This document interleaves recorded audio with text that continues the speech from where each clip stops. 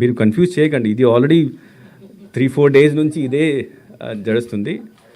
Election commission latest directions which was high court కూడా దీన్ని agree చేసింది ఈజ్ దాట్ ఫెసిలిటేషన్ సెంటర్లో వచ్చిన ఓటర్ ఎలక్టర్ ఆన్ డ్యూటీ ఆయన 13A డిక్లరేషన్ ఫామ్లో అటెస్టింగ్ ఆఫీసర్ సంతకం ఉంటే సరిపోతుంది.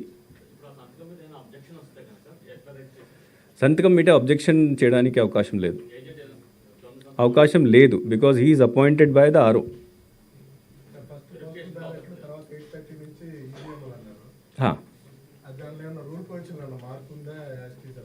యాస్టీస్గానే ఉంది, కానీ ఇంతకుముందు కూడా చెప్పాము వేరెవర్ పోస్ట్ ఫర్ ఎగ్జాంపుల్ ఈ హాల్ ఉంది, ఈ హాల్లో కొన్ని హాల్స్లో అసెంబ్లీ కాన్స్టిట్యున్సీ హాల్లో ఒకవైపు ఈవీఎం కౌంటింగ్ నడుస్తుంది, ఒకవైపు పోస్టల్ బ్యాలెట్ కౌంటింగ్ నడుస్తుంది. ఇట్లాంటి హాల్లో ఫస్ట్ పోస్టల్ బ్యాలెట్ స్టార్ట్ అవుతుంది 8 నుంచి, తర్వాత ఈవీఎం కౌంటింగ్ 8:30 నుంచి స్టార్ట్ అవుతుంది. అసెంబ్లీ సెగ్మెంట్ హాల్లో ఏముంటుందంటే ఓన్లీ ఈవీఎం కౌంటింగ్ జరుగుతుంది, అక్కడ పోస్టల్ బ్యాలెట్ కౌంటింగ్ జరగదు. పోస్టల్ బ్యాలెట్కి సెపరేట్ రూమ్ ఉంటుంది. సో అక్కడ 8 o'clock సెపరేట్ రూమ్లో అక్కడ పోస్టల్ బ్యాలెట్ కౌంటింగ్ స్టార్ట్ అయిపోతుంది. ఈ సెపరేట్ రూమ్లో 8 o'clock ఈవీఎం కౌంటింగ్ కూడా స్టార్ట్ అయిపోతుంది.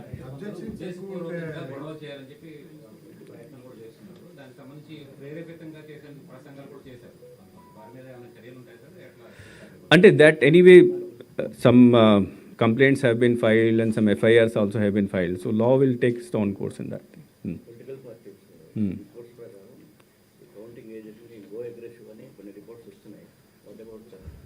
No, what we have said, we have requested all అంటే జిల్లా లెవెల్లో ప్రతి క్యాండిడేట్తో ప్రతి పొలిటికల్ పార్టీలో మీటింగ్ పెట్టడం జరిగింది. మీటింగ్ పెట్టిన తర్వాత వాళ్ళకి అడ్వైస్ ఏమి ఇచ్చారంటే if you have any doubt you can always raise in a proper manner, raise చేసుకోవచ్చు. కానీ అక్కడ అల్లర్లు సృష్టించడానికి డిస్టర్బెన్స్ చేయడానికి ప్రయత్నం చేస్తే రూల్స్ కింద 53(4) rule conduct of election rules కింద ఆ మనిషిని అక్కడి నుంచి బయట పంపించడానికి కూడా అవకాశం ఉంది.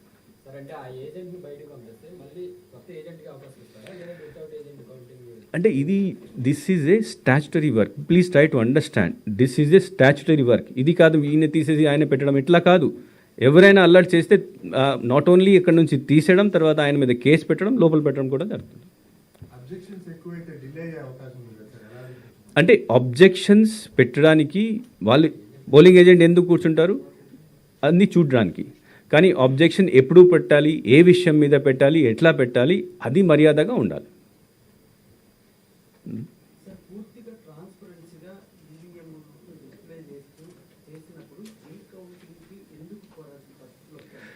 అంటే రీకౌంటింగ్కి అవకాశం ప్రతి రౌండ్లో రాదు, అది అవకాశం లేదు. రీకౌంటింగ్ అవకాశం ఎప్పుడు వస్తుందంటే ఈవీఎం కౌంటింగ్ అయిపోతుంది, పోస్టల్ బ్యాలెట్ కౌంటింగ్ అయిపోతుంది, ఫామ్ 20లో ఫైనల్ రిజల్ట్ షీట్ తయారు చేస్తారు. నంబర్ 6 నేను 6 ఉన్నప్పుడు నేను అనౌన్స్ చేస్తాను పలానా క్యాండిడేట్కి ఇన్ని ఓట్స్, ఇన్ని వేల ఓట్స్ చెప్తాను. ఆ టైంలో ఆయన క్యాండిడేట్స్కి లేకపోతే వాళ్ళ ఏజెంట్స్కి ఈ అధికారం ఉంది, అంటే they can ask for recount. కానీ రీకౌంట్ అడిగినప్పుడు దీనికి సరైన కారణం కూడా ఉండాలి కదా. So he will give them 5 minutes 10 minutes time to give reason in writing. ఓరల్గా చేయడానికి అవకాశం లేదు, ఓన్లీ రైటింగ్లో ఇవ్వాలి. అది కూడా ఫైనల్ రిజల్ట్ డిక్లేర్ చేసినప్పుడు he will give everybody a chance. If they ask for recount they have to give reason. ఆ రీజన్ సరైన ఉంటే, రీజనబుల్గా ఉంటే ఆ RO has to again speaking order ఇవ్వాలి. అంటే ఈ రీజనం వలన నేను ఈ పలానా పోలింగ్ స్టేషన్స్కి, ఒక పోలింగ్ స్టేషన్ ఉండొచ్చు, 10 పోలింగ్ స్టేషన్ కూడా ఉండొచ్చు, నేను ఈ ఆర్డర్ ఇస్తున్నాము, అప్పుడే రీకౌంట్ జరుగుతుంది. So recount can happen for 1 polling station or 5 polling station, 10 polling station or for the whole constituency. But 1 రైటింగ్లో ఇవ్వాలి, సరైన కారణం ఉండాలి. ఆర్ఓ దీన్ని చూసేసి he has to give a speaking order, ఈయన ఇచ్చిన కారణం కరెక్ట్గా ఉన్నాయి, దీనివల్ల నేను ఈ రీకౌంట్కి ఆర్డర్ ఇస్తున్నాను.